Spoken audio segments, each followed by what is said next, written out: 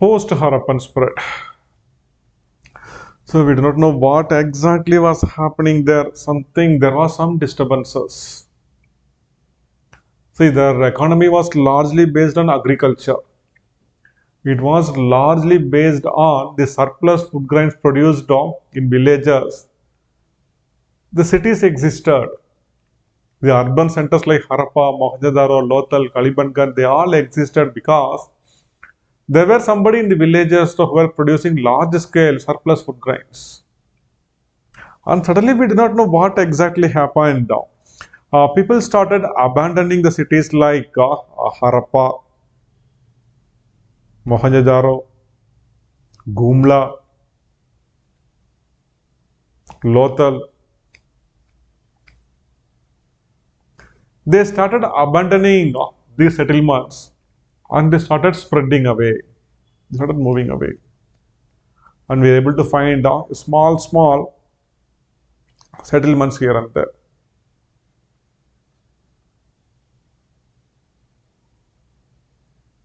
So what made them, see, there was a decline now. See, earlier, right, when people in villages are producing large scale food grains, the artisans living in the cities, they had lot of leisure so that they managed to improve their skill. Generation after generation, they managed to improve their skill. See, I'll tell you one good example. 2 years back, this before the pandemic, I went to this Madurai Meenakshi temple.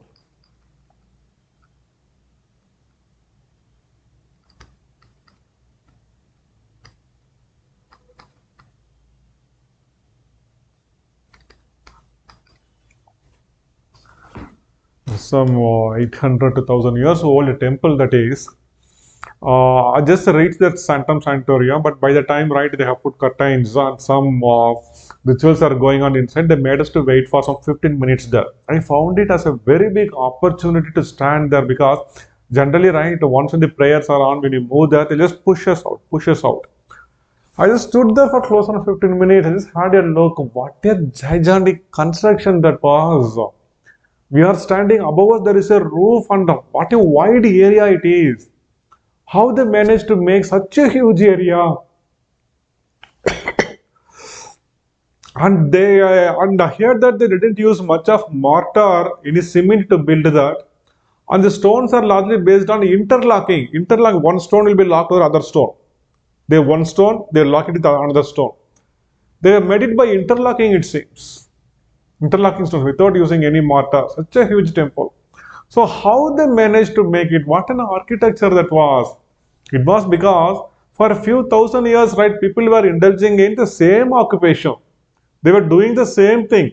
So father will be doing that, his son will be observing that. So he'll be adding some improvement in his generation, he will pass it on to the next generation. So they kept doing it for a few thousand years, and that's why, right, they managed to make such a huge. See, there is one temple in Karnataka.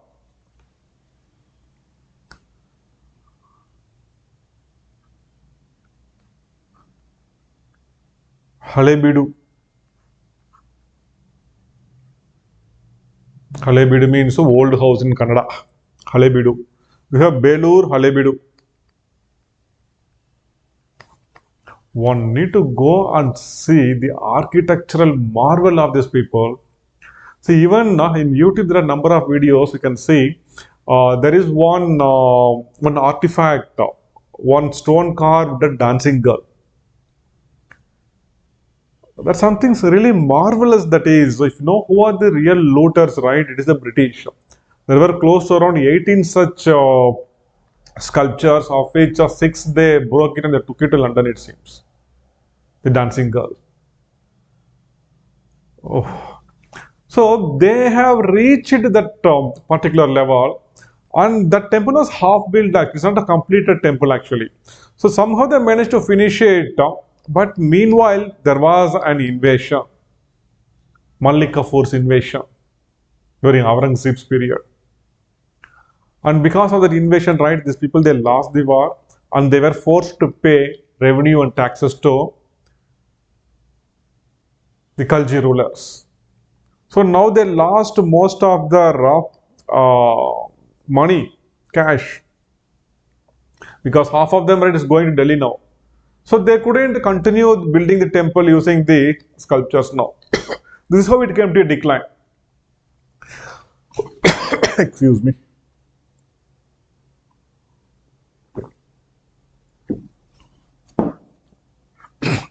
Similarly, during the urban phase, the people who were there in Harappan and Mohenjo-daro, the artisans there, they had a lot of leisure.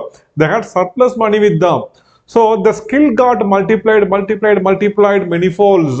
And when the civilization reached its peak, they were capable of producing wonderful artifacts, ceramics with such a naturalistic design, having birds, flowers as a design, etc. Suddenly now there sets in a decline. People now the artisans had nothing to do. Now they cannot simply make these ceramics and they can make their living because farmers are not supplying food grains to the cities.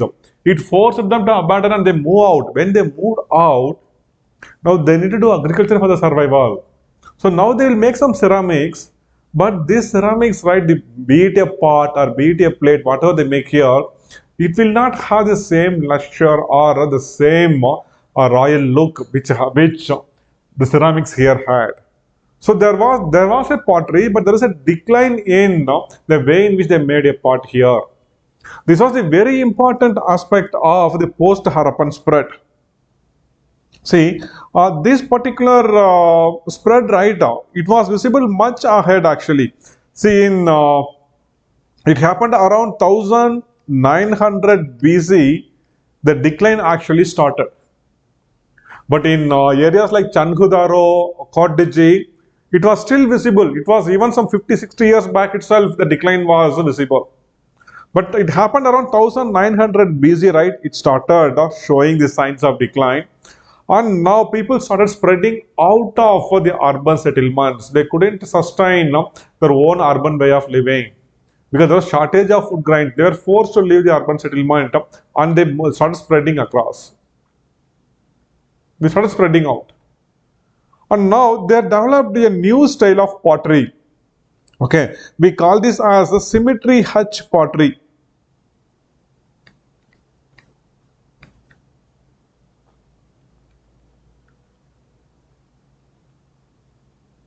Because this was discovered from one site called as symmetry hutch in Harappa. We called as symmetry hutch pottery. And the other group also Jukhar group and Jankhar group of pottery.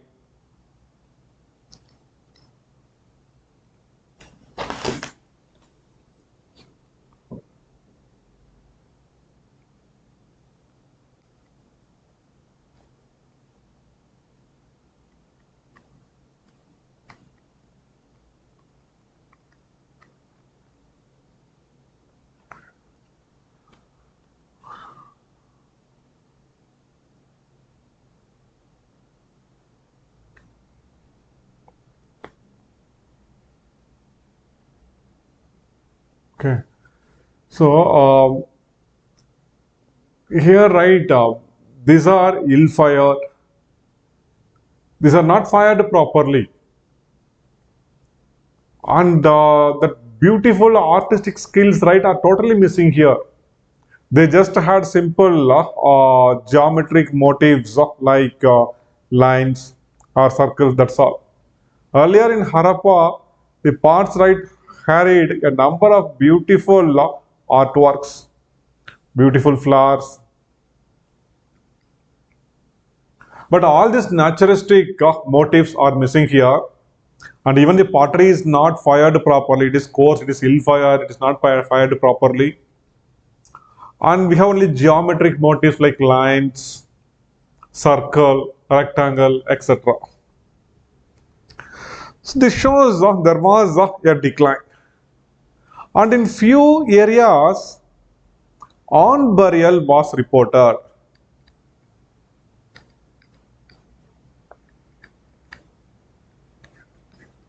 On burial. That means a huge pot. This pot will be like this. In our National Museum, they have kept a few pots like this. So somebody, so this height will be close to around 4 feet. And somebody dies, right, they'll fold them and they'll put them inside. and all the objects which he had used, right, that also they will throw it inside, all his parts, all his tools, all his weapons, everything they put it inside, and they will seal it, and then they'll put it in a pit and they'll bury it. For the first time, right, this urn burial, this appears in Harappan civilization. This very clearly shows that there was one external intrusion.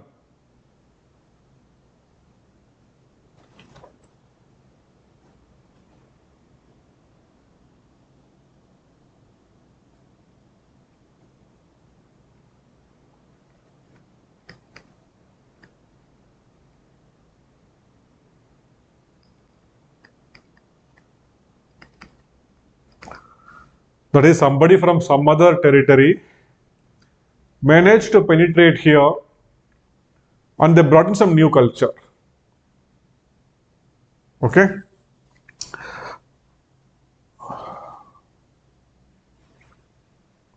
So most of the sites, right, occurs away from Harappa, Mohenjo-daro. In India, the most important sites, right, includes Shishwal, Mitatal, Bhawanpur, Alamgirpur, and this Bargan and Ambakeri, all right towards this Haryana, UP, Punjab, Haryana, UP border. From somewhere near Indus, right, they are shifting towards the east. That is one very good indication of this. So the important sites, right, includes number one, Siswal. Siswal is near Hisar, a very famous town in Haryana. Or Arvind Kejriwal is from Hisar town only. Siswal, Mitatal.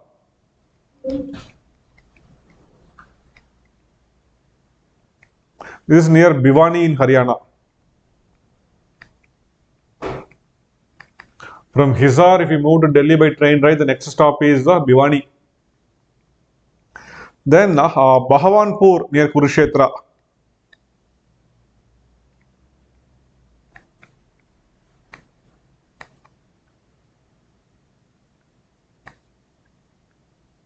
Kurukshetra is again in Haryana. If you go there, right, there is one huge field where they have mentioned that the battle of Mahabharata happened here. Here and there, right, they have managed to keep some artifacts similar like Lord Bhishma lying here in lying down with the arrow ridden body. Then Lord Krishna speaking about Bhagavad Gita with Arjuna. All these things are depicted there. But that is not a part of post-Harappan spread. Then Alamgirpur near Meerut.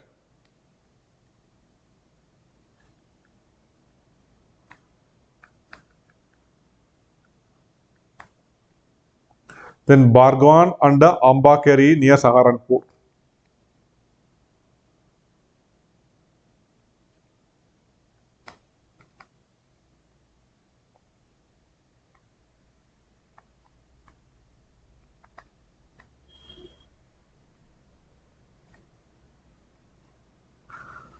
See, when they ask you to write about the post-Harappan spread, your examiner will expect you to write about the Sishwal, Mitatal, Bhawanpur, Alamgirpur, and Bargan and Ambakeri. These are the very important post-Harappan sites. And if you mention these sites right, that gives a very clear picture that you have did really a good work. So keep in mind what are all the things we need to remember here and what are all things we need to write about the post-Harappan spread. The most important thing was there was a decline in agriculture or the economy which forced the people to abandon the Harappan sites and they started moving out. Okay. Or it happened around some 1900 BC, but in sites like Chanhudaro and Kotdiji, the decline was visible a bit early. So remember, it was around 1750 BC, Aryans started coming to the subcontinent in waves. There was close to around 200 years gap between the actual decline and the invasion of the Aryans. It is not that Aryans who came and destroyed this thing. So there was some vacuum which was created because of the decline. The people already started migrating out. Nobody was there when they came to Harappa.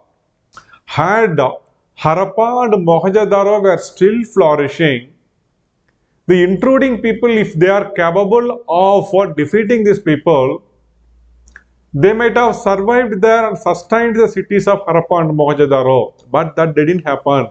Because when these people came here, Harappa and Mohenjo-daro was not in a position to sustain people there. People already left these urban areas and they moved out.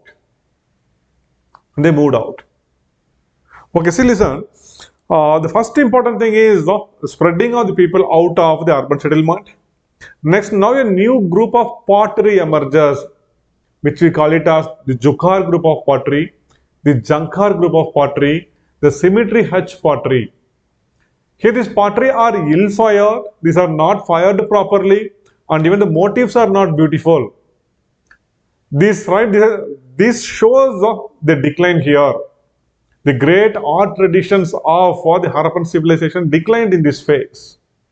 And there was some evidence for urn burial also, which shows that yes, there was some external intrusion which happened now. People from some other area managed to penetrate here with some new technology. Got it? And do not forget the sites: Ambakeri, Bhawanpur, Alamgirpur, Bargowan, etc.